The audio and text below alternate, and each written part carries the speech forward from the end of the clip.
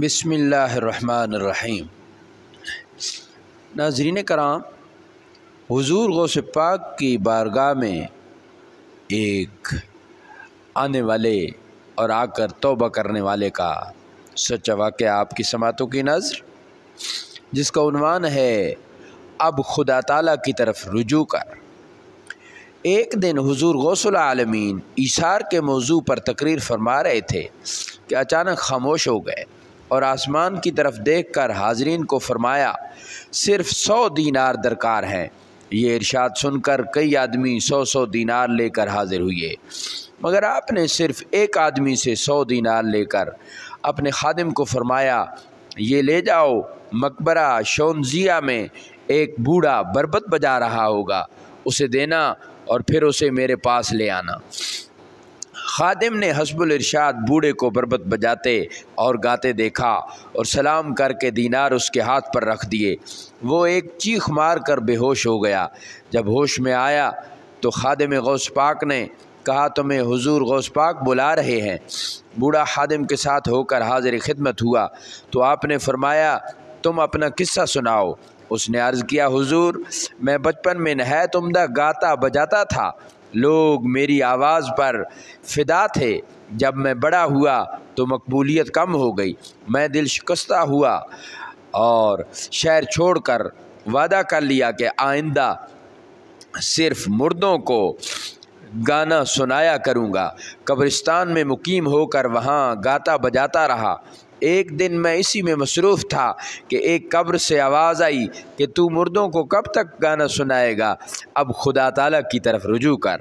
مجھ پر دہشت طاری ہوئی اور بے خودی کے عالم میں نے یہ اشعار پڑھے، جن کا مفہوم، اے میرے رب، قیامت کے دن کے لیے میرے پاس بجز اس کے کوئی چیز نہیں کہ میرے دل میں تیری رحمت کی امید اور میری زبان پر تیری ثنا ہے۔ تیری رحمت کے امیدوار تجھ سے اپنے مقصود پائیں گے، میرے لیے خسارہ ہے اگر میں محروم رہوں۔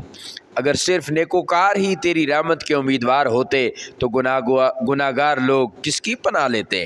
میرا بڑھاپا قیامت کے دن میرا شفیع ہوگا تو امید ہے کہ مجھے جہنم کی آگ سے بچا لے گا۔ میں یہ اشعار پڑھ رہا تھا کہ آپ کے خادم نے میرے ہاتھ پر 100 دینار رکھ دیے۔ اب میں گانے بجانے سے توبہ گار ہوں۔ پھر اپنا بربط توڑ دیا اور اس کی داستان سن کر لوگ دم بخود ہو گئے اور 40 آدمیوں نے اسی وقت 100 دینار اور بوڑھے کو دیے۔ آپ کے خادم خاص ابو الرضا کا بیان ہے کہ یہ واقعہ دیکھ کر 5 آدمیوں پر ایسا اثر ہوا کہ وہ تڑپنے لگے اور اسی حالت میں واصلے بحق ہو گئے۔ یہ ساری برکت، یہ ساری نعمت، یہ سارے انعامات حضور غوث اعظم کی نگاہ فیض کا فیض عام ہے کہ ایک صرف گانا گانے والا اور بربط بجانے والا شخص آپ کی نگاہ فیض سے کس طرح فیض یافتہ ہوتا ہے اور آپ کے پاس آ کر کس طرح سچی توبہ کرتا ہے۔ تو سچی توبہ ندامت سے ہوتی ہے، اور جب بندہ نادم ہو جائے تو نبی کریم صلی اللہ علیہ وآلہ وسلم نے ارشاد فرمایا، الندم توبۃ، ندامت پشیمانی بھی توبہ ہے۔